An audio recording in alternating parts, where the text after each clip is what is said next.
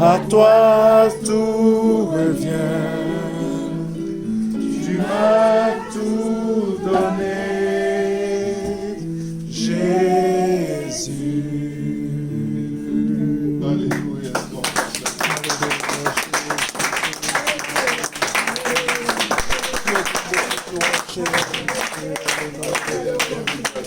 Merci beaucoup, alléluia.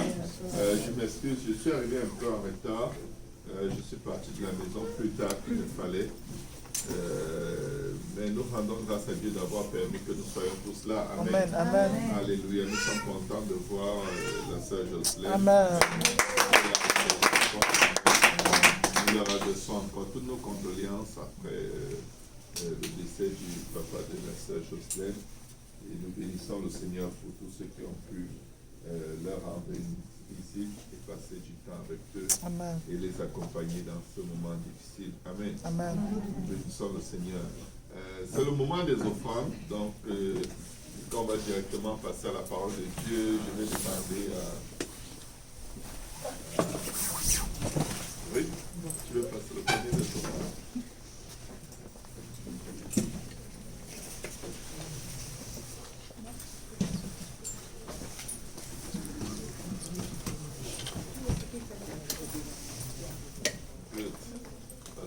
Pasteur Bois, si tu veux prier pour les offrandes.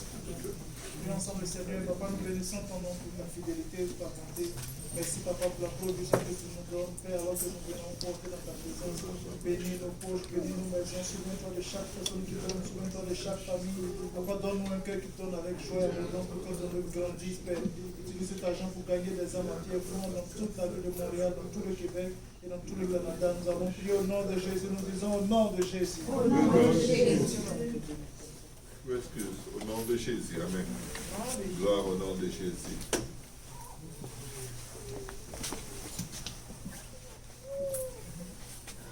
Merci Seigneur. Alléluia.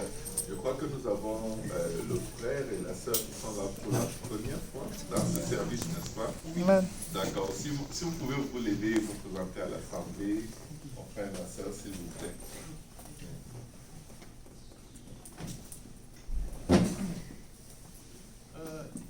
Frères et sœurs, bonsoir. Bonsoir. Moi, c'est Narcisse Yao. Et je suis à ma gauche, je trouve mon épouse Amen. Lia Yao. Amen. Amen. Amen. Amen. Merci beaucoup. Alléluia. Nous sommes très contents, frère et sœur Claudia. Amen, de vous avoir parmi nous. Nous prions que le Seigneur vous bénisse alors que vous lui donnez l'opportunité de aller dans vos vies. Amen. Gloire au nom de Jésus. Merci Seigneur. Alléluia. La dernière fois, nous avons étudié le choix dans la série Explorons la parole de Dieu. Et aujourd'hui, nous avons un sujet encore très intéressant. Le jugement. Seigneur, nous te prions, bénis-nous et dans ta main, si nous parle à nos cœurs. Nous permets, Éternel des armées, que nous puissions recevoir ta parole, qu'elle porte les fruits dans nos vies et que ces fruits demeurent jusqu'à la vie éternelle. Nous ne manquerons pas, Seigneur, de te donner tout honneur et toute gloire pour tout ce que tu es et pour tout ce que tu fais, Seigneur, au nom de Jésus. Que quelqu'un dise au nom de Jésus. Au nom de Jésus. Amen. Alléluia. J'aurais besoin de moins 2-3 personnes avec leur livre prêts à lire. Amen. Parce que nous allons passer à travers ces écritures. Amen. Si nous pouvons aller dans Genèse chapitre 3 à partir du premier verset. Genèse 3 à partir du premier verset. Si quelqu'un peut lire. Celui qui a peut se lever et lire. Je lis au nom de Jésus. Amen. Le serpent était le plus rusé de tous les animaux des champs Le serpent était le plus rusé de tous les animaux des champs. que l'Éternel Dieu avait fait. Amen. Il dit à la femme, Dieu a-t-il réellement dit, Amen. vous ne mangerez pas de tous les arbres du jardin? La femme répondit au serpent, nous mangeons du fruit des arbres du jardin. Mais quant au fruit de l'arbre qui est au milieu du jardin, Dieu a dit, vous n'en mangerez point et vous n'y toucherez point de peur que vous ne mouriez. Alors le serpent dit à la femme, vous ne mourrez point, mais Dieu sait que le jour où vous en mangerez, vos yeux s'ouvriront et que vous serez comme des dieux, connaissant le bien et le mal. La femme vit que l'arbre était bon à manger et agréable à la vue, et qu'il était précieux pour ouvrir l'intelligence. Elle prit de son fruit et en mangea. Elle en donna aussi à son mari, qui était auprès d'elle, et il en mangea. Les yeux de l'un et de l'autre s'ouvrirent, ils connurent qu'ils étaient nus, et ayant cousu des feuilles de figuier, ils s'en firent des ceintures. Alors, ils entendirent la voix de l'Éternel Dieu qui parcourait le jardin vers le soir, et l'homme et sa femme se cachèrent loin de la face de l'Éternel Dieu au milieu des arbres du jardin. Mais l'Éternel Dieu appela l'homme et lui dit, où es-tu? Il répondit, j'ai entendu ta voix dans le jardin et j'ai eu peur, parce que je suis nu, et je me suis caché. Et l'Éternel Dieu dit, qui t'a appris que tu es nu? Est-ce que tu as mangé de l'arbre dont je t'avais défendu de manger? L'homme répondit, la femme que tu as mise auprès de moi m'a donné de l'arbre, et j'en ai mangé. Et l'Éternel Dieu dit à la femme, pourquoi as-tu fait? Puisque tu as fait cela, tu seras maudit entre tous, et tu mangeras de la poussière tous les jours de ta vie. Je mettrai inimitié entre toi et la femme, entre ta postérité et sa postérité. Celle-ci t'écrasera la tête et tu lui blesseras le talon. Il dit à la femme, j'augmenterai la souffrance de tes grossesses, tu enfanteras avec douleur, et tes désirs se porteront vers ton mari, mais il dominera sur toi. Il dit à l'homme, puisque tu as écouté la voix de ta femme et que tu as mangé de l'arbre au sujet duquel je t'avais donné cet ordre, tu n'en mangeras point, le sol sera maudit à cause de toi. C'est à force de peine que tu en tireras ta nourriture tous les jours de ta vie. Il te produira des épines et des ronces, et tu mangeras de l'herbe des champs. C'est à la sueur de ton visage que tu mangeras du pain, jusqu'à ce que tu retourneras dans la terre d'où tu as été pris, car tu es poussière, et tu retourneras dans la poussière. Adam donna à sa femme le nom d'Ève, car elle a été la mère de tous les vivants. L'Éternel Dieu fit à Adam et à sa femme des habits de peau et les en revêtit. L'Éternel Dieu dit, voici l'homme est devenu comme l'un de nous pour la connaissance du bien et du mal. Empêchons-le maintenant d'avancer sa main, de prendre l'arbre de la vie, d'en manger et de vivre éternellement. Et l'Éternel Dieu le chassa du jardin d'Éden pour qu'il cultivât la terre d'où il avait été pris. C'est ainsi qu'il chassa Adam et il mit à l'orient du jardin d'Éden les chérubins qui agitent une épée flamboyante pour garder le chemin de l'arbre de vie. Amen. Merci beaucoup. Merci infiniment. Comme vous voyez l'histoire, la triste histoire de notre triste histoire, l'histoire d'Adam et Ève, c'est notre histoire. Amen. Amen. C'est la genèse de notre histoire. Amen. Amen. Et le défi qu'ils ont rencontré dans le jardin, qui était celui de témoigner leur amour à Dieu en obéissant à l'unique commandement qu'il leur avait donné. Comme on l'a déjà dit dans la dernière leçon, ce défi, il est réel et il est présent aujourd'hui. Je suis sûr que certains d'entre nous sont passés par ce défi aujourd'hui et ils ont eu la victoire. D'autres ne l'ont pas forcément eu et ils se sont repentis. D'autres ont oublié de se repentir. Bref, c'est un défi constant de faire les choses simples que le Seigneur nous demande de faire. Son joug est léger et son fardeau est doux. Ça veut dire que Dieu ne va jamais nous demander de faire quelque chose que nous ne pouvons pas faire. Mais qu'est-ce que les commandements, les instructions de Dieu mettent en évidence? Ça met en évidence une chose, nous avons le choix. Nous avons toujours le choix. C'est pourquoi là où tu tombes, quelqu'un d'autre ne tombe pas. Même dans l'addiction, on a le choix. On a le choix. La dernière fois, nous avons vu ceci dans les Écritures. Elle vit que l'arbre était bon à manger et précieux pour ouvrir l'intelligence. Elle n'aurait jamais dû regarder l'arbre. Dieu leur avait dit, vous n'en mangerez pas. Amen. Amen. Mais, qu'est-ce qui les a poussés? La convoitise des yeux. La convoitise des yeux. Je veux, je le vois, je le veux. Quand elle a vu, le rêve fatal qu'elle a fait, c'est nourrir sa convoitise en touchant. Parce qu'elle le désirait tellement, parce qu'elle ne pouvait pas dire, je le touchais pour chasser un insecte qui était posé dessus. Amen. Tu n'avais pas à toucher, déjà même à regarder.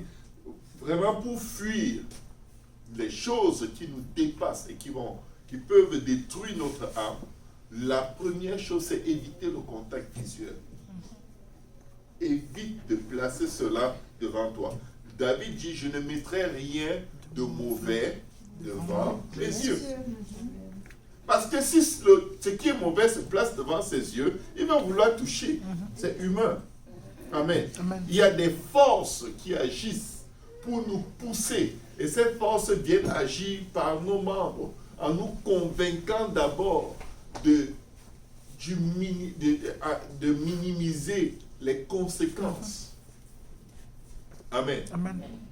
Mais c'était parce que c'était devant ses yeux. Dernièrement, j'ai prêché sur les médias, mais je vais vous dire une chose, jusqu'aujourd'hui, ça reste un défi, même pour moi. Le seul moyen de ne pas me retrouver à un endroit qui n'est pas agréable à Dieu, c'est de me tenir à distance de tous les électroniques. Parce que, je vais te dire, tu peux venir pour un motif, mais tu te retrouves en train de faire plein d'autres choses qui n'ont rien à voir avec le motif de départ. Et finalement, tu retombes au même endroit, et tu retombes au même endroit. Mais il y a des principes, loin des yeux, loin du cœur, on dit souvent.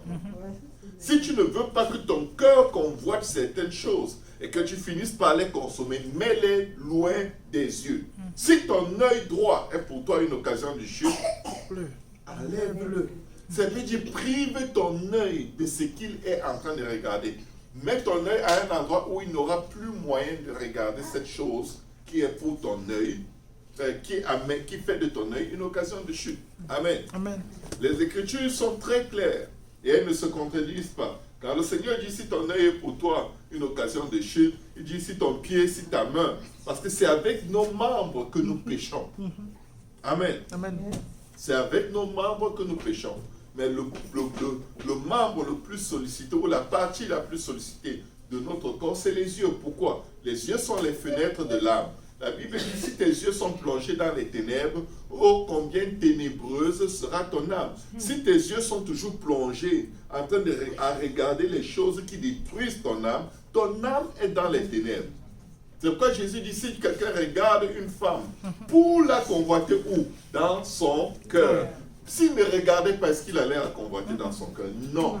Parce que dès que ton œil touche quelque chose, ton cœur s'attache. Ton cœur le désire. Et c'est de là que naissent les convoitises. Et si tu ne désires pas quelque chose, tu ne vas pas courir après. Amen. Amen. Il y a des gens qui vont courir après ce qui va les faire tomber dans le péché. Oh, je passais là par accident. Non, tu as vu ça à distance. Et tu as créé un scénario favorable pour que tu te retrouves à côté. Oh, j'allais chez Maxi et là, j'ai vu un paquet de cigarettes qui était un peu ouvert. En voulant le ranger, j'ai un peu senti l'odeur. Je me suis dit, pourquoi les gens fument ça? C'est même comment dans la bouche. Et là, ton premier bâton, ça fait 10 ans que tu fumes, tu n'arrives plus à t'arrêter. C'est juste pour dire, regardez. J'ai encore donné cette illustration la dernière fois et cela me revient. Pourquoi est-ce que le Seigneur dit, fuyez la fornication? Pourquoi? C'est le contact visuel avec l'objet de cette convoitise qu'il faut d'abord couper. Amen. Amen. Vous devez couper. Même la science dit qu'après avoir passé un certain nombre d'heures à communiquer avec une même personne, il y a un lien émotionnel qui se tisse entre les deux personnes. Oh, il n'y a rien entre nous, on est juste amis. Continuez de causer. Et vous allez voir où votre amitié va vous embarquer. Il y a des gens qui trouvaient des gens tellement pas beaux à leur goût, selon eux, qui se disaient, je ne vais jamais rien avoir, je ne peux jamais même me lier d'amitié avec ces personnes. Mais à force de rester près d'eux et à communiquer, parler avec eux, échanger, ils les trouvent tellement beaux, ils se disent, waouh, j'aimerais pas que cette personne sache ce que je pensais d'elle avant. Et on s'attache et là on a peur aussi. J'espère qu'il ne va jamais se détourner de moi ou elle ne va jamais se détourner de moi. Pourquoi? À force, même si au départ tu détestes quelqu'un, je vais vous dire quelque chose, ne détestez pas les gens pour rien. Vous allez les aimer au point d'avoir l'addiction. Amen. Parce que vous allez tout le temps penser à eux pour mieux les haïr. Mais votre cœur, il va se lier à cette personne et vous aurez du mal après à mettre en application tout ce qu'il faut pour vous protéger de cette personne. Si cette personne vous fait du mal. Amen. Donc, ils ont péché contre Dieu. Mais vous savez, la Bible dit que le Fils de l'homme n'est pas venu dans le monde pour juger le monde. Mais il est venu afin que le monde ait la vie. Quand il mange, la Bible dit au verset 7, chapitre 3, les yeux de l'un et de l'autre s'ouvrirent. Il n'était pas aveugle avant. Amen. Amen. Il n'était pas aveugle. Il n'était pas aveugle. Ça veut dire que leur conscience a été en contact avec quelque chose qui n'est pas bon. Tes yeux s'ouvrent lorsque tu vas sur YouTube pour regarder un truc de 2 minutes et après tu te retrouves 2 heures de temps plus tard et tu vois que tu as perdu juste toute ta journée à ne faire que gâcher ta vie, détruire ta relation avec Dieu, à regarder des choses de néant qui ne servent à rien. Quand tu as ce malaise, c'est à ce moment qu'on dit que tes yeux s'ouvrent. Ça veut dire que tu prends conscience du mal que tu as fait. Ça ne veut pas dire que tu étais aveugle, mais tu prends conscience du mal que tu as fait. Et ils connurent qu'ils étaient nus. Ayant cousu des feuilles de figuier, ils s'en firent des ceintures. Beaucoup de gens vont dessiner Adam et Ève avec des feuilles qui les couvraient pratiquement tout le corps. Non, ils se sont fait des ceintures. Une ceinture est mince. Je ne sais pas qu'est-ce qu'ils croyaient avoir caché avec des ceintures, mais ils n'avaient rien caché. Parce que plus tard, Dieu va leur faire des vêtements. Que quelqu'un dise vêtements. Un vêtement n'est pas une ceinture. Bon, de nos jours, dans notre société, en été, là, ça va être grave. Les gens ont des ceintures sur eux, qu'ils appellent vêtements. Mais aux yeux de Dieu, ce n'est pas ça. Amen. Amen. Alors ils entendirent la voix de l'Éternel Dieu qui parcourait le jardin vers le soir. Et l'homme et sa femme se cachèrent loin de la face de l'Éternel, au milieu des arbres du jardin.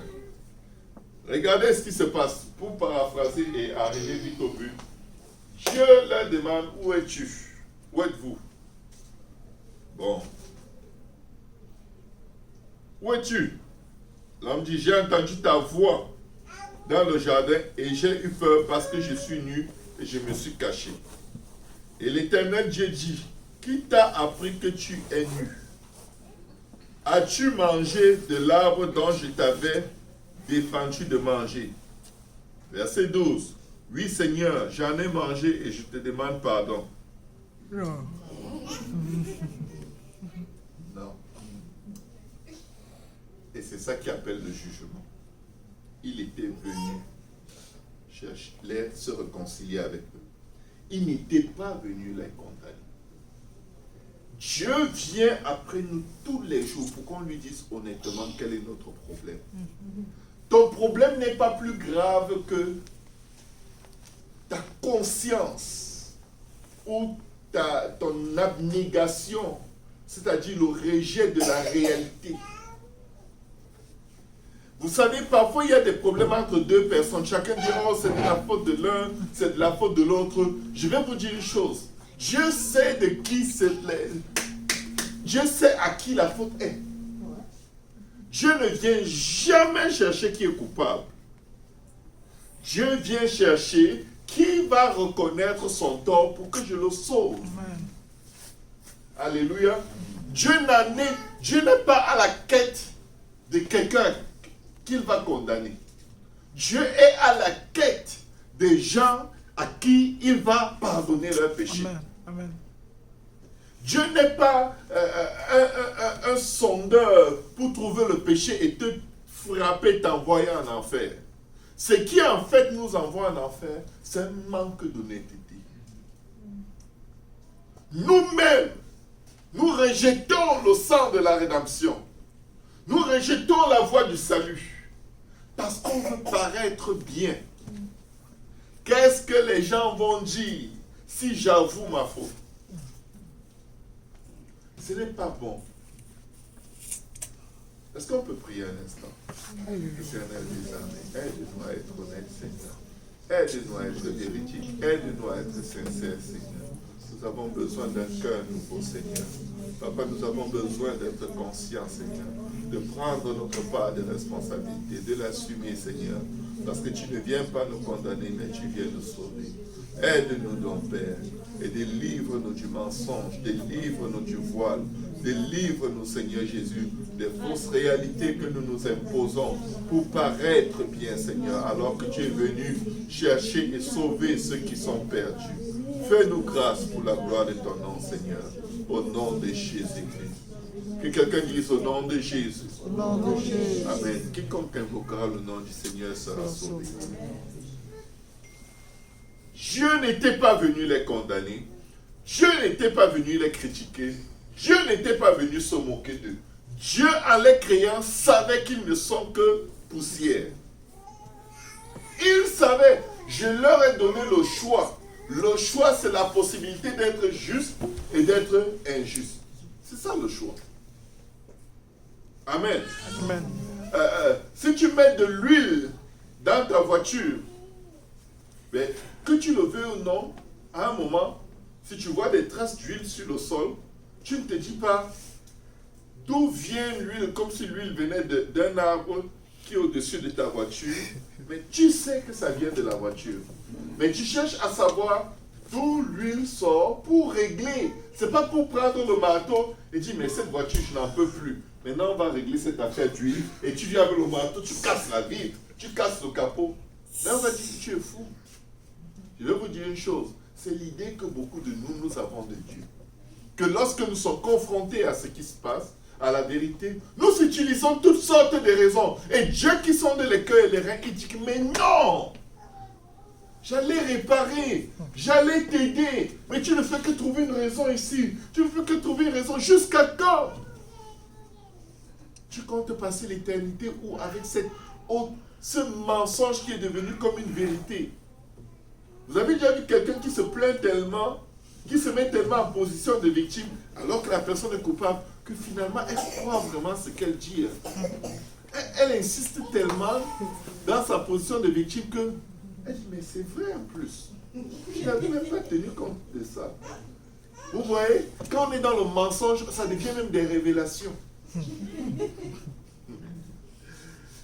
Et le pire, c'est que non seulement il ne veut pas reconnaître, mais il veut accuser Dieu. Là, il était comme... Vous savez, ils ont péché dans la journée. Hein, et Dieu n'est pas venu tout de suite. Dieu est venu le soir. Donc dans la journée, Adam disait, s'il me demande, qu'est-ce que je lui dis? Si on m'attrape, si on me coince, vous savez, il y a des gens qui prennent des bouteilles de coca, ils mettent la bière dedans. Parce qu'il est interdit de consommer de l'alcool en public. Si vous allez au centre-ville, vous allez voir plein d'itinérants le faire. Plein, même dans les autobus. Tu vois la bouteille de coca là, c'est pas le coca qui est dedans. Parce que quand il boit, après son haleine, tu te dis, drôle de coca. Mais ça, tu crois que tu mens à la société, tu mens à toi-même. Parce que cette restriction que Dieu a inspirée aux dirigeants de la société, c'est pour te donner des petits moments de sobriété. Des moments où tu ne vas pas te saouler et tu vas être au contrôle et ne pas rater ta destinée. Peut-être c'est à ce moment que le démon de cet alcool va perdre la force sur ta vie. Mais tu mets le whisky dans une bouteille de coca. Tu t'attends à quoi?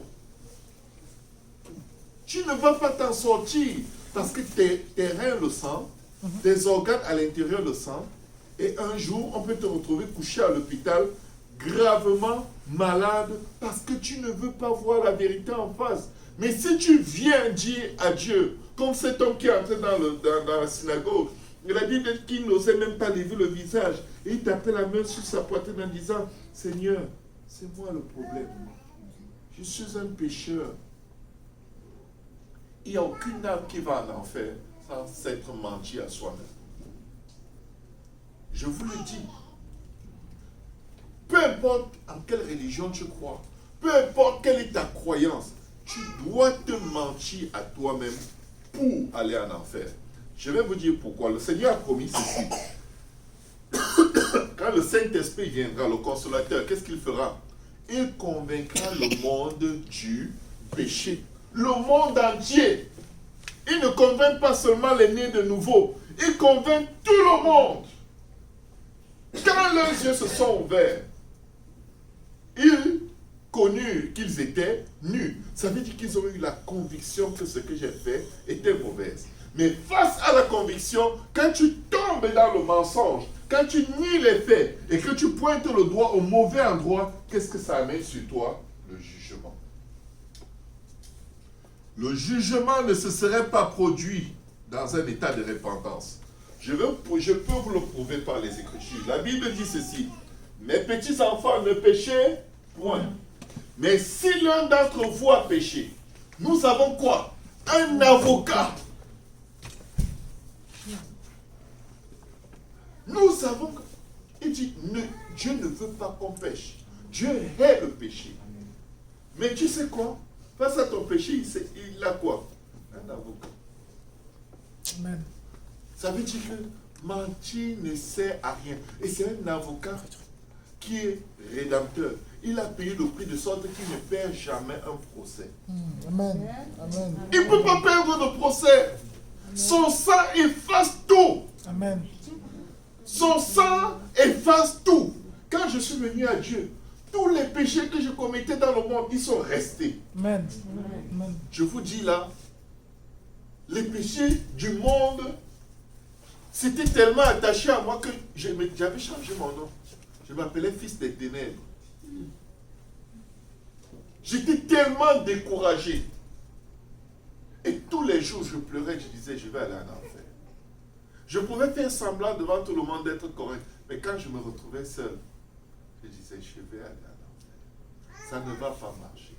Le Seigneur, je m'a dit, arrête de dire ça. Arrête de croire en tes faiblesses plus qu'en moi. Si tu pêches 1000 fois, répands-toi 1001 fois. Si tu pêches 10 000 fois du même péché, répands-toi 10 001 fois. Que ta repentance dépasse, que ton nombre de fois où tu te repens dépasse le nombre de fois où Amen. tu pêches. Amen. Et tu vas voir si je ne vais pas te délivrer. Je vous garantis, ça a changé ma vie complètement.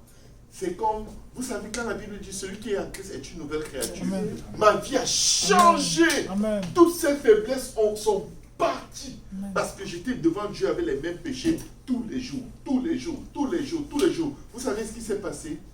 Il a mis un dégoût en moi. À force de reconnaître le même péché devant Dieu, reconnaître le même péché, au début tu te détestes. La Bible dit, vous vous souviendrez de votre conduite honteuse et vous en aurez honte. La honte devant toi-même et devant Dieu, elle augmente. Et plus cette honte augmente, plus tu hais ce péché. Tu hais ce péché. Et un jour, on peut te donner 10 000 $ pour que tu fasses ce péché. Tu vas dire, non, je ne veux pas. Parce que tu as développé des anticorps dans ton esprit, dans ta pensée, dans tout ton être pour dire à ce péché, non. Non. Amen. Et c'est à cet endroit où tu deviens capable de mourir pour le Seigneur. Tu es capable de dire, regardez, même si vous voulez me tuer, je ne le fais pas. Amen. Parce que tu as un dédain et une haine pour le péché qui est tellement ancré en toi. Parce que tu as persisté et insisté. Non, Seigneur, pardonne-moi. Ce n'est pas comme ça que je vais finir. Ce n'est pas comme ça. Ma vie peut servir à autre chose. Amen. Ma vie peut Amen. servir à gagner des âmes. Amen. Ma vie peut servir à parler de toi à Amen. quelqu'un d'autre. Jésus. Si tu me donnes encore le souffle un seul jour, utilise-moi, Seigneur. Amen. Je sais que je suis faible, mais utilise-moi. Que je découvre pourquoi tu m'as appelé. Amen. Quand vous découvrez votre destinée, il y a une force, un esprit, une pensée nouvelle qui vous envahit. Amen. Mais si vous vivez juste pour que Dieu vous bénisse, et que Dieu vous protège, et que Dieu vous donne ci, et il vous donne ça, et qu'il tue tous vos ennemis, et que vous restiez seul sur la terre, ça va vous dépasser. Vos péchés vont vous dépasser. Orientons nos vies vers le plan de Dieu. Amen. Premier jugement dans la Bible. Malédiction sur le diable. Il a parlé à l'homme. L'homme a dit, c'est toi le problème, Dieu. Tu as mis une femme que je ne t'ai pas demandé. J'étais tranquille. C'est toi. Tu m'as même endormi. Ça là même, je ne sais pas si c'est légal. Ah oui, si c'était de nos jours, il avait dit, Dieu, je t'attendais. Je t'attendais. Je vais te porter plainte. Ce procès ne va pas finir. Tu vas devoir expliquer à tout le monde pourquoi tu m'as endormi. Et me donner quelque chose que je ne t'avais pas demandé. Tu vas payer cher. Je voudrais même la moitié de ton royaume. Mais vous savez, vous pouvez faire ça avec les hommes, mais pas avec Dieu. Vous pouvez faire ça avec les hommes, mais pas avec Dieu. Il y a des gens qui se sont fait, permettez-moi de dire, ils se sont fait violer exprès. Et ils ont porté plainte. Sur la face de la terre, il y a un nombre d'abominations qui se passent. Et ils ont gagné le procès. Des filles qui se sont fait violer exprès par des gens qu'elles convoitaient. Elles se livrent, elles tournent ça comme si c'était un abus, mais elles l'avaient fait exprès. Elles portent plainte, elles gagnent le procès, elles détruisent la vie du type. Lui aussi, qu'est-ce qu'il faisait? Donc c'est juste pour vous dire, priez pour garder vos cœurs. Priez pour garder vos cœurs. Amen. Parce que peu importe la raison qu'on va évoquer pour dire ce n'est pas de ma faute, c'est de la faute de l'autre, ça s'est quand même passé. C'est ta vie qui est quand même gâchée. Amen. Amen. C'est vrai. Il accuse Dieu, il accuse la femme. La femme regarde et dit, ah, c'est comme ça que ça marche. Parce que, regardez, quand il accuse Dieu, qu'est-ce que Dieu fait? Dieu ne dit rien. Faites bien attention, quand souvent on accuse Dieu, on accuse l'Église, on accuse les frères et les sœurs, et rien ne se passe. Ton procès arrive. Dieu va d'abord passer par faire le tour des concernés. Et quand il va revenir à toi, il ne va pas te demander la permission avant de te maudire. Il va vers la femme dit, oh, il a accusé Dieu, Dieu n'a rien dit. Et là, regardez, l'homme répondit, la femme que tu as mise auprès de moi m'a donné de l'arbre et j'en ai mangé. Et l'Éternel Dieu dit à la femme, pourquoi tu fais cela?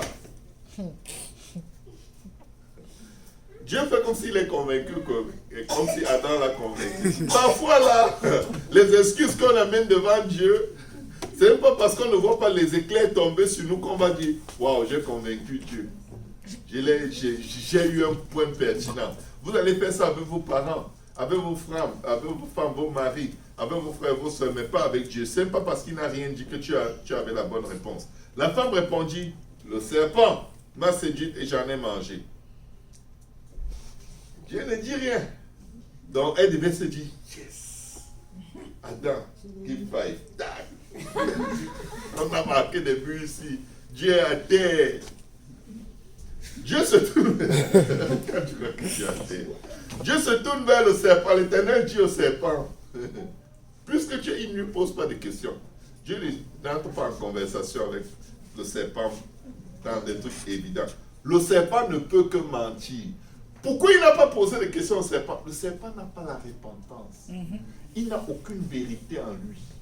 L'homme pouvait dire la vérité. Amen. La femme pouvait dire la vérité. Amen. Il arrive au serpent, il ne pose pas de questions. Quand on dit, toi, tu ne peux pas dire la vérité, je te connais. Je te connais. Tu n'as pas de vérité. C'est pourquoi il ne lui a pas posé de questions.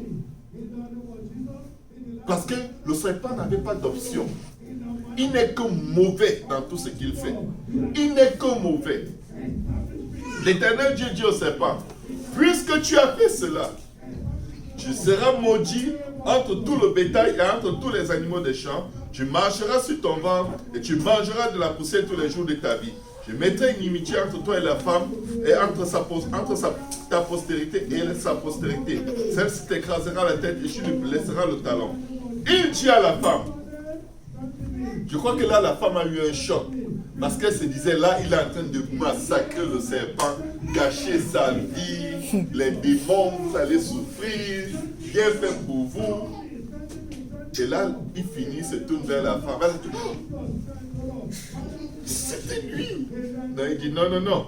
Tu as ta part de responsabilité. Dis à ton voisin, tu as ta part de responsabilité. Tu as ta part de responsabilité. Il dit à la femme, j'augmenterai la souffrance de tes grossesses. Tu enfanteras avec douleur et tes désirs se porteront vers ton mari, mais il dominera sur toi. On va faire un petit test. J'augmenterai la souffrance de tes grossesses. Bénédiction ou malédiction?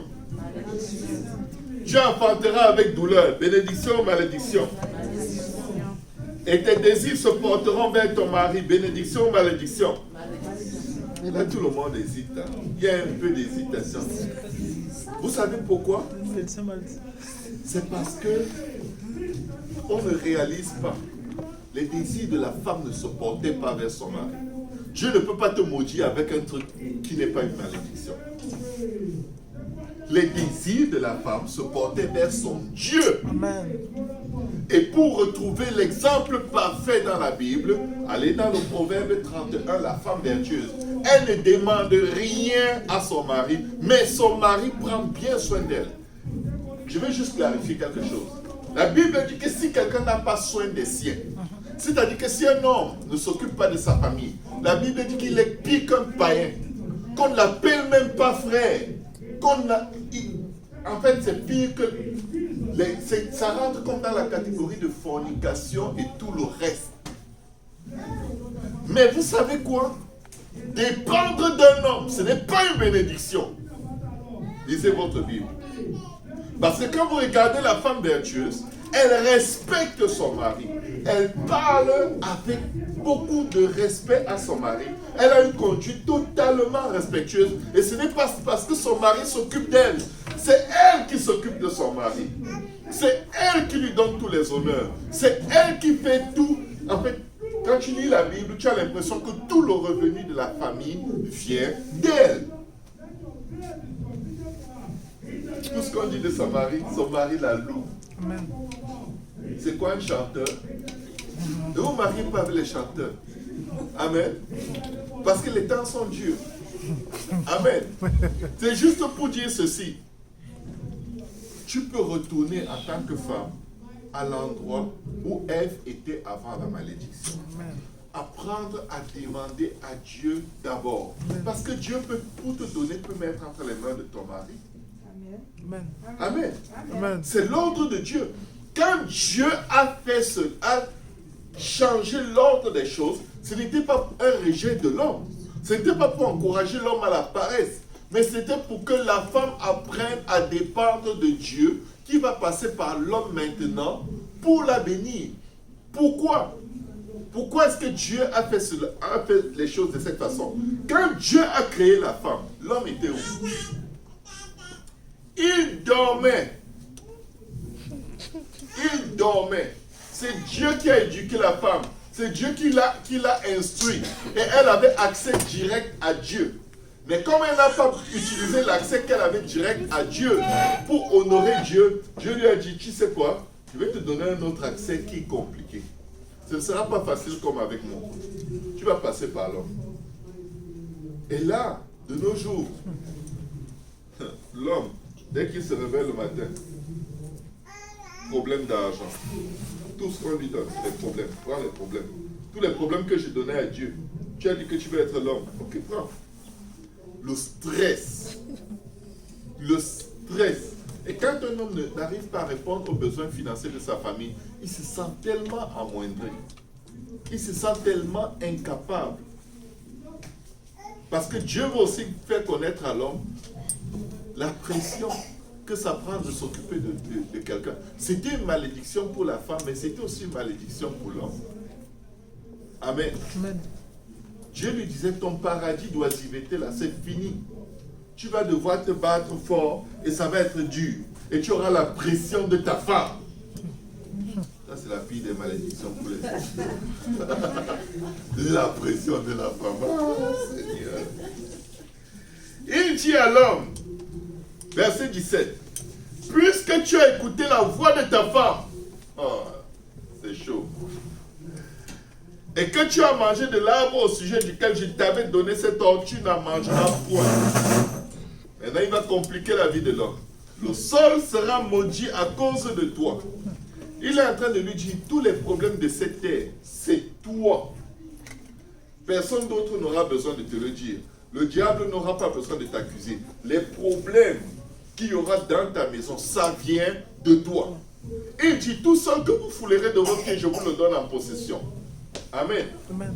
L'homme est créé à l'image de Dieu. L'homme représente Dieu dans la famille. Les problèmes qui entrent dans un couple, ça passe par l'homme. Parce que l'homme est supposé cultiver son jardin et le garder. L'homme est supposé éduquer sa maison et protéger sa maison contre les invasions du diable. Mais maintenant, il va le faire, mais avec beaucoup de complications. Il dit à l'homme, puisque tu as écouté la voix de ta femme, ainsi de suite, c'est à force de peine que tu en tireras ta nourriture tous les jours de ta vie. Il te produira des épines et des ronces, et tu mangeras de l'herbe des champs. Vous comprenez pourquoi, si vous avez n'importe quel terrain, vous ne plantez rien. Les épines et les ronces sortent naturellement. Personne n'a planté les épines et les ronces. Je vais vous dire une chose. La terre témoigne que la parole de Dieu est vraie. Laissez n'importe quel terrain vide. Les épines et les ronces poussent. Même au désert, les épines poussent. C'est incroyable. Hein? Mais la parole, elle est vraie. C'est à force de peine que tu en tireras ta nourriture tous les jours de ta vie. Il te produira des épines et des ronces et tu mangeras de l'herbe des champs. De l'herbe des champs. C'est à la sueur de ton visage que tu mangeras du pain jusqu'à ce que tu retournes dans la terre d'où tu as été pris, car tu es poussière et tu retourneras dans la poussière. Malédiction sur l'homme. Adam donna à sa femme le nom d'Ève, car elle a été la mère de tous les vivants. Je vais faire une petite pause sur ce verset. Quand généralement les gens demandent, mais comment est-ce que les hommes ont fait pour se multiplier? Puisque Ève n'a eu que des garçons. Ce n'est pas vrai. Elle est la mère de tous les vivants. Dieu n'a pas créé d'autres personnes après. Ils se sont multipliés. Ève a eu d'autres enfants. Ève a eu beaucoup d'enfants. La Bible dit qu'elle est la mère, pas la grand-mère de tous les vivants. À leur temps, c'est Ève qui avait donné naissance à tous les hommes qui étaient et ils ont continué de se multiplier entre eux. Par exemple, les deux femmes que Caïn a épousées, c'était les filles d'Ève, c'était les filles de sa mère. Amen. Juste pour clarifier. Et Ève veut dire mère de tous les vivants, de toute façon. L'Éternel Dieu fit à Adam et à sa femme des habits de peau et il les a revêtis. Plus de ceintures. Amen. Plus de ceintures. L'Éternel Dieu dit, voici l'homme est devenu comme l'un de nous pour la connaissance du bien et du mal. Ah Seigneur. Empêchons-le maintenant d'avancer sa main, de prendre l'arbre de vie, d'en manger et de vivre éternellement. Qu'est-ce que ce verset vous dit? Que pendant que Dieu les maudissait, ils étaient à côté de l'arbre de la vie éternelle. Et il aurait suffi de faire comme ça. Pour toucher aux fruits, le manger et ne plus jamais mourir. Mais vous savez, quand on est rempli de culpabilité et de peur, on ne réalise même pas les opportunités d'être sauvé et délivré qu'on a autour d'eux.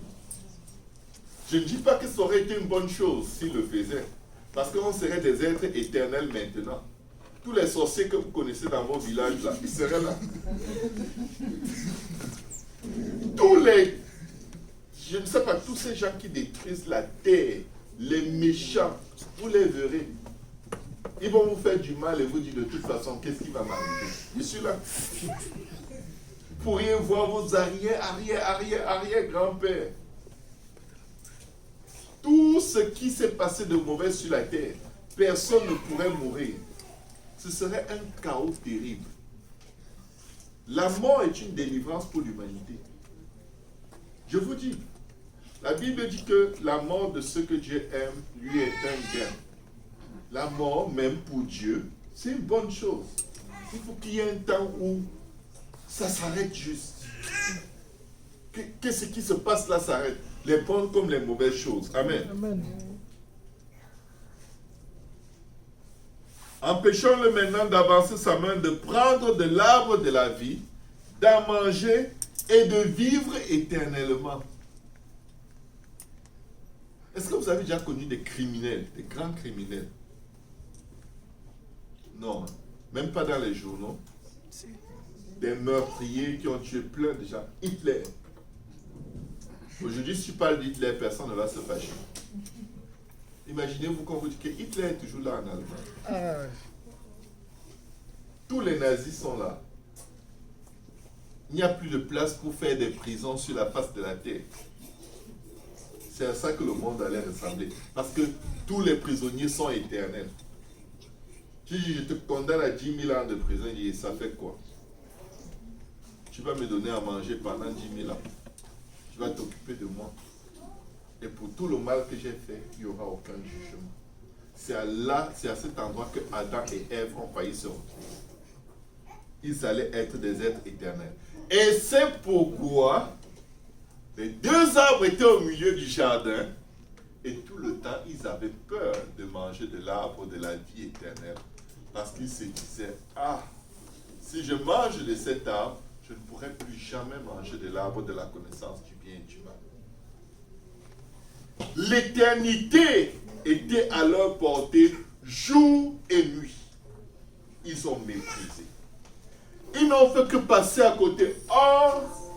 Oh, bon, je vais réfléchir. Oh, je vais penser. Je vais vous dire une chose. Il est impossible de passer à côté de l'éternité jour et nuit. De ne pas en profiter, de ne pas se saisir de l'arbre de la vie éternelle.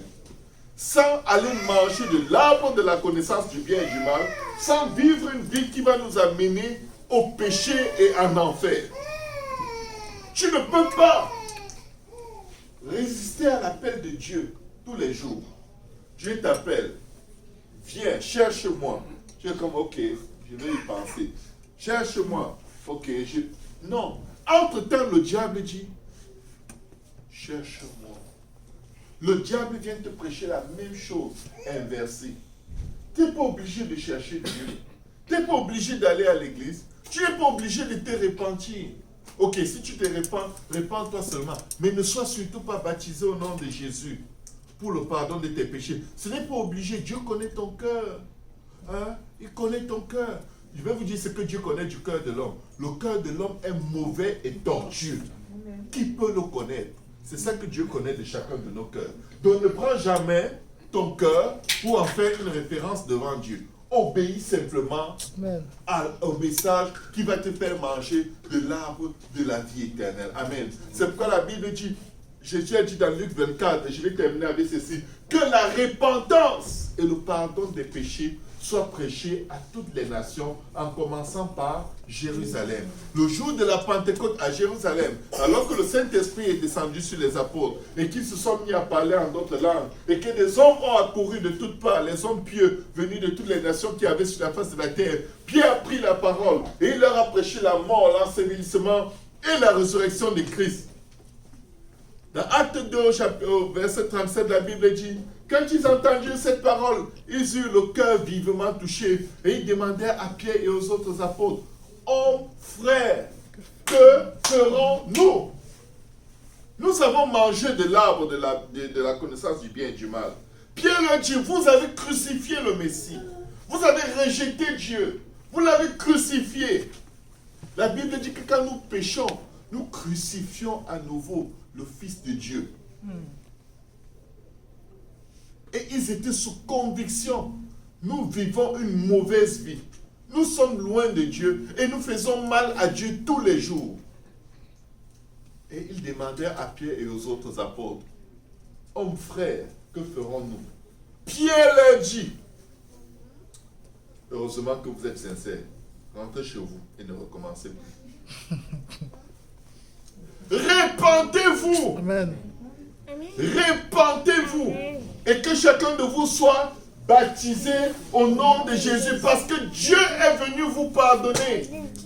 Dieu, sans tenir compte des temps d'ignorance, fait savoir à tous les hommes de par le monde qu'ils doivent se repentir. La repentance, c'est Dieu qui arrive dans ton jardin aujourd'hui, qui approche et qui te dit, toi, Boaz, où es-tu? As-tu mangé de l'arbre dont je t'ai dit, tu n'en mangeras point? Et maintenant, la réponse est la tienne. C'est la repentance qu'il cherche. Amen. C'est dans cette réponse à Dieu que ou tu te répands, ou tu continues dans le chemin de la perdition, et tout de suite après, Dieu a des malédictions qu'il va prononcer sur la vie de tout homme qui ne se répand pas. La Bible dit que Dieu résiste aux orgueilleux et il fait grâce aux humbles. Un humble, c'est quelqu'un qui prend la parole de Dieu et qui demande à Dieu la force pour la mettre en pratique. Point final. Un humble, au-delà de nos attitudes, c'est quelqu'un qui se soumet à la parole de Dieu. Amen. Pierre leur dit, répentez-vous et que chacun de vous soit baptisé au nom de Jésus-Christ pour le pardon de vos péchés et vous recevrez le don du Saint-Esprit. Car la promesse est pour vous. Que quelqu'un dise pour vous. Pour tous ceux qui sont au loin, en aussi grand nombre que le Seigneur notre Dieu les appellera. Amen. Et la Bible dit, et par plusieurs autres paroles, il les exhortait en disant, sauvez-vous de cette génération perverse. Et c'est exactement ce que Dieu allait faire avec Adam et Ève. Je ne sais pas ce qu'il allait faire pour les sauver. Mais peut-être qu'il se serait, je ne sais pas, il aurait trouvé un moyen. Amen. Il aurait trouvé un moyen de rédemption. Peut-être le Christ serait revenu beaucoup plus tôt que d'attendre des milliers de générations pour que, enfin, il se manifeste. Parce que pendant toutes ces générations, le cœur de l'homme n'était pas prêt. Si c'était repenti, peut-être il leur aurait donné juste 4 générations, ou même 40 générations. Ils étaient toujours vivants. Ils vivaient longtemps, 900 ans. Vous avez déjà vu les dents de quelqu'un qui a 900 ans?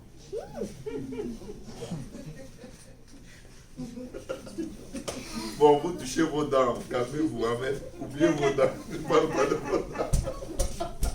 Ok, c'est toujours les dents normales, ok? Ce n'est pas des grosses dents, ok? C'est juste pour dire, aujourd'hui est le jour du salut. Amen. Maintenant est l'heure acceptable. Amen.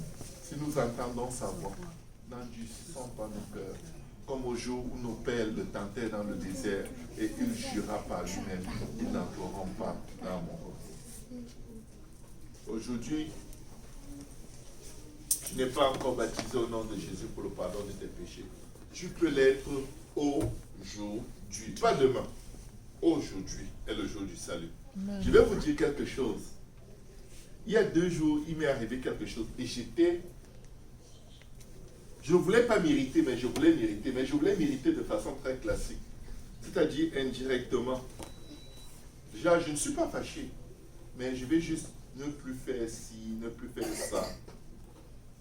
Le Seigneur me demande, est-ce que tu es sûr que tu as le souffle pour prendre cette décision? J'ai dit, le souffle pour prendre cette décision? Il dit, oui, je peux arrêter ton souffle maintenant. Parce que où tu fais comme je t'ai demandé de faire, tu pardonnes et tu oublies comme si l'affaire n'est jamais arrivée. Ou alors, tu essaies de vivre ta vie à ta façon avec des techniques de rétribution pour la personne qui t'a offensé. Et je t'enlève ton souffle et toi et moi, on va se voir face à face. Et tu me diras, c'était quoi ta stratégie? J'ai dit à Dieu, Seigneur, je n'ai pas le souffle pour risquer l'éternité. J'ai le souffle pour m'assurer que je suis en accord avec toi. Le souffle qu'on a, j'ai oublié de télécharger la vidéo. Je voulais vous montrer quelque chose avec le souffle. Le souffle, c'est rien. La Bible dit que nous ne sommes que comme une vapeur. Maudit soit l'homme qui se confie en l'homme dans lequel il n'y a qu'un souffle. Ne laisse pas quelqu'un te faire rater le ciel. Parce que, après avoir raté le ciel, tu diras quoi à Dieu? C'était elle qui ne voulait pas, c'était lui qui ne voulait pas que je te serve. Dieu va te dire, je suis désolé. Il n'est pas mort à la croix pour toi. Il ne t'a même pas donné naissance. Quand tu étais bébé, tu pleurais. Elle n'était pas là. Cette personne n'a jamais rien fait pour toi, si ce n'est de recevoir de toi. Ne perds pas ta relation avec ton Créateur à cause d'un être humain. Dieu m'a ramené à revenir. Il m'a dit, applique ma parole comme je te demande. Pardonne, oublie et n'aie aucune attitude de quelqu'un qui est mécontent. Parce que tu n'as pas le souffle pour être mécontent. J'ai dit à Dieu, je vais faire ta volonté. Amen. Ma chair était contrariée. Mais vous savez, j'ai dit à ma chair, shut up. Je n'ai pas le temps à perdre. Tu vas me trahir comme tu as trahi Adam et Ève. Moi, je vais aller au ciel. Amen. La chair est notre premier ennemi. Le danger, l'orgueil. Le danger qui détruit nos âmes jour et nuit. On croit qu'on est quelque chose et on n'est rien. Regardez comment quand une grippe, vous avez déjà vu comment quand une petite grippe tape un homme, il commence à appeler ses enfants comme s'il veut faire son testament. Les enfants, je vous ai beaucoup aimé. Comment ça, tu ne nous aimes plus? Non, mais on ne sait jamais. Peut-être demain, je suis pas sûr d'être là. C'est la grippe, ok? C'est la grippe, ok? Vous savez, Dieu va toujours essayer de nous aider. Mais nous ferions mieux de dire à Dieu, me voici, c'est moi, aide-moi. Et bon, nous, on va prier. Est-ce qu'on peut acclamer le Seigneur?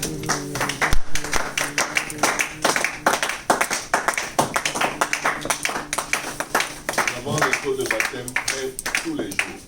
Nous avons les vêtements de rechange prêts tous les jours, jour et nuit. Si vous entendez sa voix et que Dieu vous touche, alléluia, donnez-lui l'opportunité d'écrire vos noms dans le livre de vie, parce qu'il n'est pas venu juger le monde, mais il est venu afin que le monde ait la vie éternelle, en abondance. Amen. Élevons nos voix, prions pour que Dieu nous aide à être dans la vérité, dans la droiture.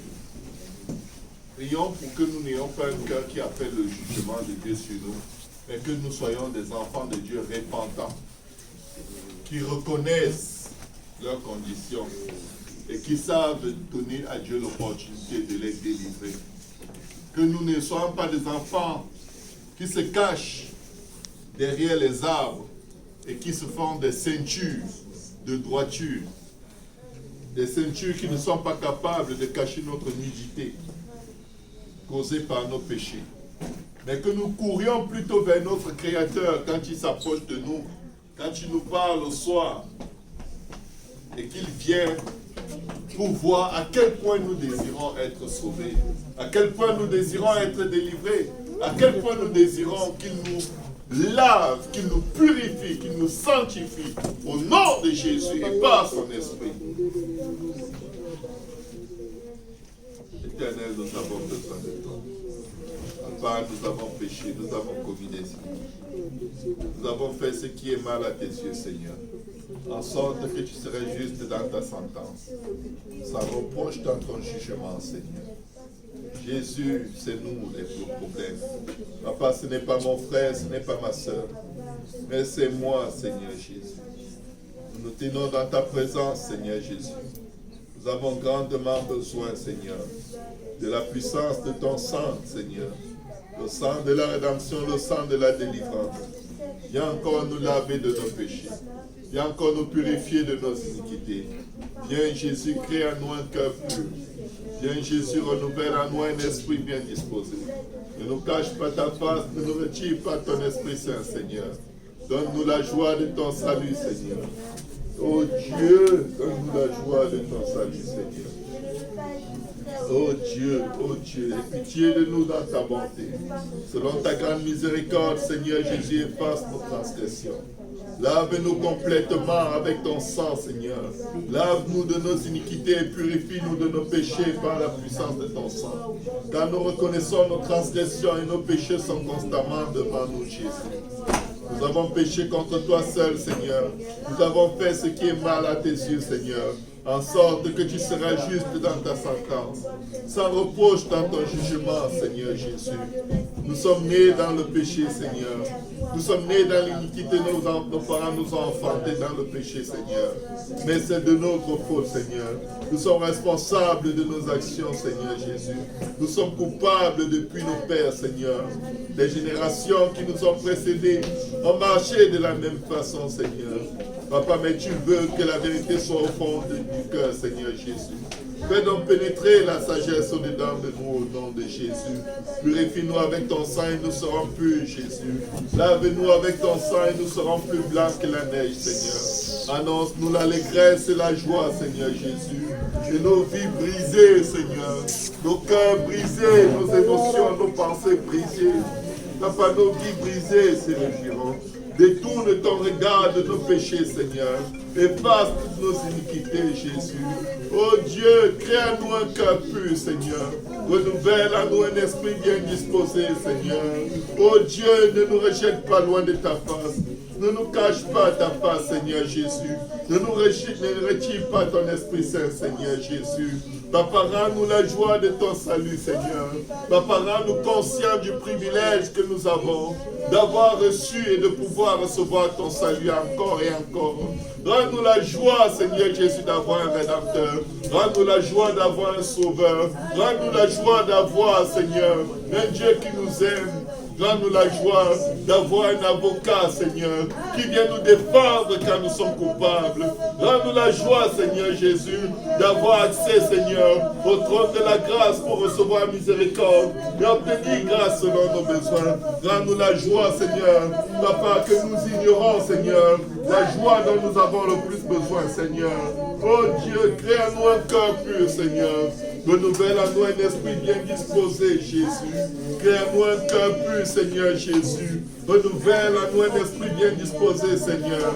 Nous enseignerons tes voies, Seigneur, à ceux qui les transgressent, Seigneur. Et les pécheurs reviendront à toi, Seigneur. Sauve-nous afin que nos vies sauvent d'autres personnes, Jésus. Sauve-nous afin que nous puissions être des vases qui vont témoigner de ton pardon, qui vont témoigner de ta grâce, qui vont témoigner de ton amour, Seigneur. Sauve-nous et délivre-nous, Jésus, afin que nous puissions annoncer, Seigneur, à ce monde que tu sauves et que tu délivres. Sauve-nous et pardonne-nous, Seigneur, afin que nous puissions annoncer aux nations que tu es un Dieu qui sauve et qui pardonne. Sauve-nous et purifie-nous, Seigneur. Transforme-nous, Seigneur, afin que nous puissions annoncer, Seigneur, que tu es un Dieu qui délivre, Seigneur, des péchés, de l'iniquité et de toute forme d'addiction, Seigneur. Agis à nous afin que nous soyons tes témoins. Agis à nous afin que, Seigneur, Papa, nous puissions montrer le chemin de la vie à plusieurs, Seigneur. Agis par ta grâce, Seigneur. Nous reconnaissons que nous ne le méritons pas, Seigneur. Rends-nous la joie de ton salut, Seigneur, et qu'un esprit de bonne volonté nous soutienne, Seigneur.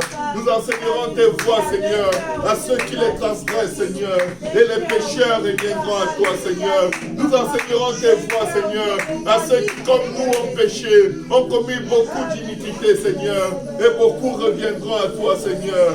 Oh Dieu, Dieu de notre salut, délivre-nous du sang versé, Seigneur. Délivre-nous de nos actions qui détruisent des âmes. Délivre-nous de nos actions qui détruisent des vies. Délivre-nous de nos actions qui brisent les cœurs, qui détruisent, Seigneur, les cœurs fragiles, Seigneur. Délivre-nous de nos défaillances. Délivre-nous de nos défaillances dans la prière. Lorsque tu nous appelles et nous refusons de venir. Lorsque tu nous sollicites pour intercéder et nous refusons et les âmes meurent, Seigneur. Délivre-nous de la négligence, Seigneur. Des âmes qui se perdent autour de nous. Délivre-nous, Seigneur Jésus. Délivre-nous du sang versé par notre nature, par la vaine façon de vivre que nous avons hérité de nos parents.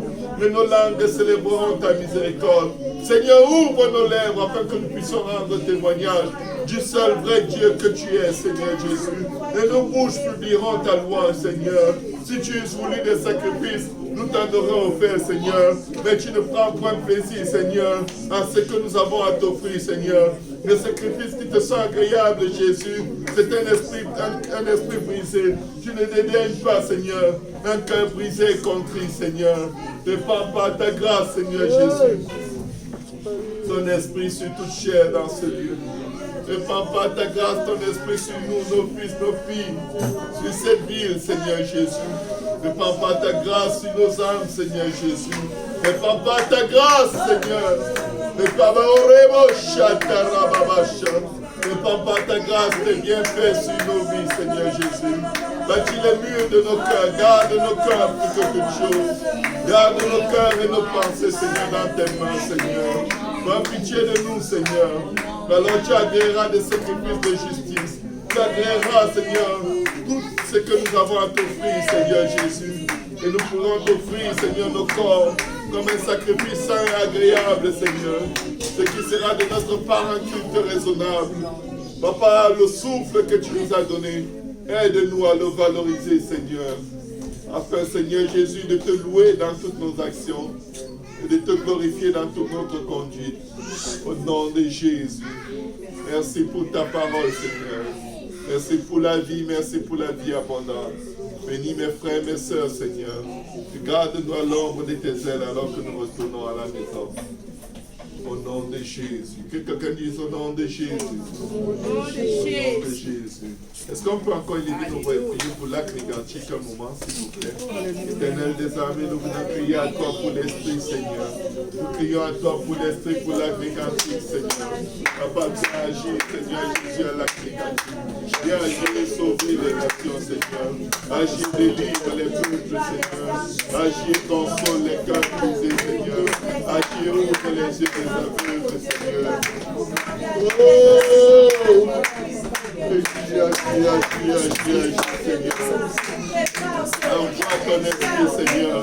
Alors que tu nous donnes de l'influence dans la prière devant toi, Seigneur. Nous prions, envoie ton esprit, Seigneur. Envoie ta puissance, Seigneur Jésus. Touche les jeunes gens, les milliards, les hommes, les femmes, les enfants, Seigneur. Touche la nation, Seigneur, tout entière. Papa, touche l'esprit, Seigneur. Sauve les cantiques, Seigneur. Sauve l'esprit, Seigneur. Sauve les habitants de l'Atlantique, au nom de Jésus. Au nom de Jésus.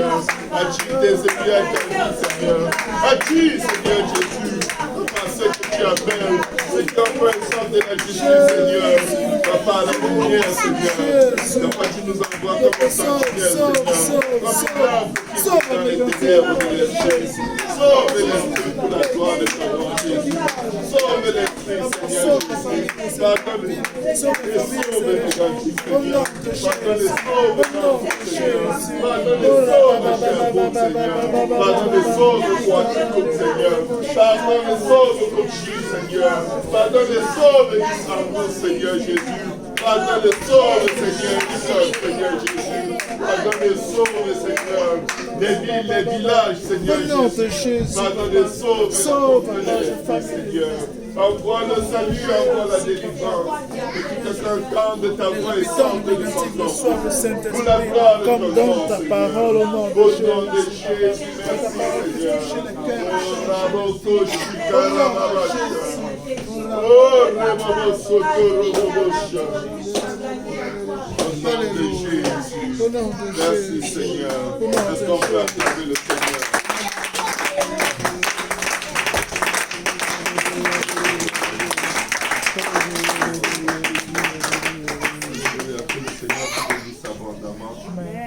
Alléluia. Salut vos frères, vos sœurs.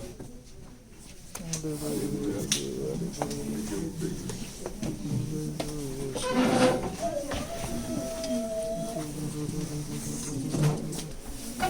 Seigneur te bénisse, ma sœur. Seigneur vous bénisse, ma sœur. Toujours en sourire. Seigneur te bénisse, maman.